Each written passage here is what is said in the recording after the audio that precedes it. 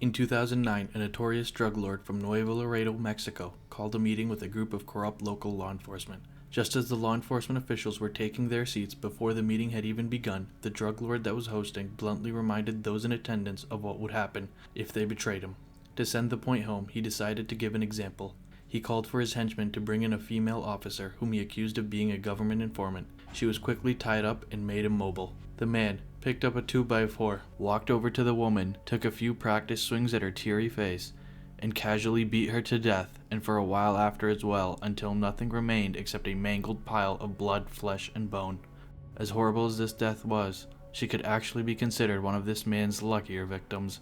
The drug lord in question was Miguel Trevino Morales, also known as Z40, at this time a high-ranking member of the infamous Los Zetas cartel. If you have any familiarity with Mexican cartel stories, you'll have heard of this man and the Los Zetas, who are both synonymous with unspeakable levels of cruelty. Los Zetas began as an armed wing of the old-school Gulf cartel when its leader recruited 30-some-odd defectors from the elite Mexican Special Airborne Forces, enticed by the much higher pay. Over time, the two groups began to split as Los Zetas grew in power and independence. Z40 was an important part of this development. He had grown up in extreme poverty and spent his early years in Dallas, Texas, across the border from Nuevo Laredo. Morales found himself in the criminal world by his teens and eventually ended up in the Zetas, where his connections to the U.S., his talent, and brutality saw him rocket to the top. Morales is notorious for his bloodthirst. Legend has it that he couldn't go to sleep at night unless he had killed something. He would have personal ranches where executions and tortures would take place, and would personally lead the training of future Zetas hitmen. Almost no form of torture was too much, his most famous method being the stew, where he would shove people into oil drums and set them on fire in a cauldron of gasoline. The Zetas, though, were known for more than just gruesome killings.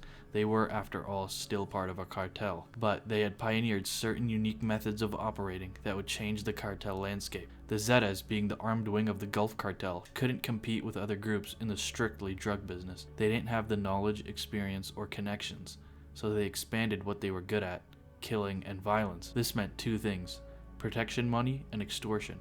Neither of these things were new to the cartel world, but the Zetas took it to a whole new level. It was common for drug cartels to require payment fees in order to sell drugs or kidnap for ransom, but this was usually done in a way that still maintained the divide between the cartel world and regular Mexican society. The Zetas were the ones that truly broke that boundary. They would go into new areas and establish complete dominance of it, requiring protection money from the majority of businesses in the area, even small, legal, ordinary stores. Kidnapping also occurred very frequently. Failure or refusal to provide payment usually meant you'd be missing and likely end up dead somewhere. In this manner, the Zetas ruthlessly expanded and established de facto control over large swaths of territory in Mexico, not just in the northeast where the Gulf Cartel originated, but running down the coast even into other countries like Guatemala. Soon, other cartels followed the example and crime and violence exploded across the country, but even then, most violent clashes and murder episodes resulted in limited fatalities, numbering at most 25 victims. All of that changed on August 22nd and 23rd, 2010. One of the ways the Zetas ran their extortion operations was by setting up checkpoints on common routes and kidnapping travelers. One of their favorite areas was Highway 101, nicknamed the Highway of Death. Typical scenes on this road included burning vehicles, dead bodies, and of course, Zetas gunmen.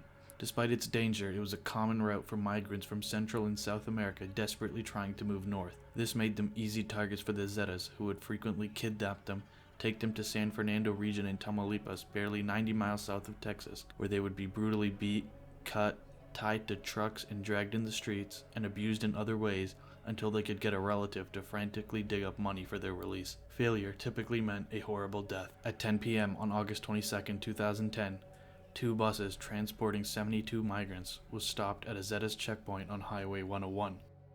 Over the course of the next day, they were taken to a warehouse, blindfolded, and eventually made to kneel against the wall around the inside. And then, all 72 migrants were indiscriminately shot, men, women, and children, likely because the migrants refused to work for the Zetas. However, one of the victims, an 18-year-old Ecuadorian migrant, Luis Palmavilla, had been shot in the neck and managed to survive.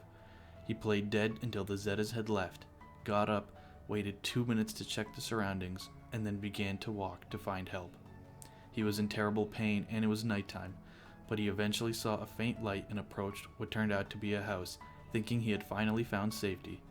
but the occupants were too scared and turned him away.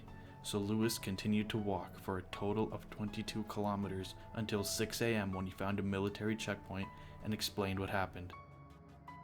The next day, the Marines found their way to the warehouse and discovered dozens of bodies twisted and contorted over each other. Just 1 year later, and the Zetas would far surpass this cruelty with another mass murder.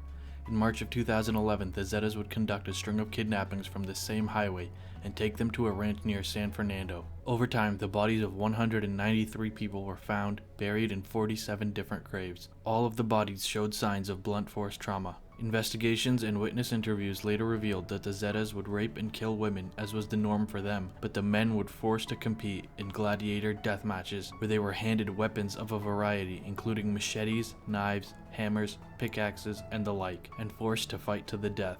Those fortunate enough to survive were forced to be Zeta operatives, often sent on suicide missions against rival cartels. This was supposedly coordinated by one Miguel Trevino Morales, Z40, who we introduced earlier at the start of this video, someone who took unnatural pleasure in killing.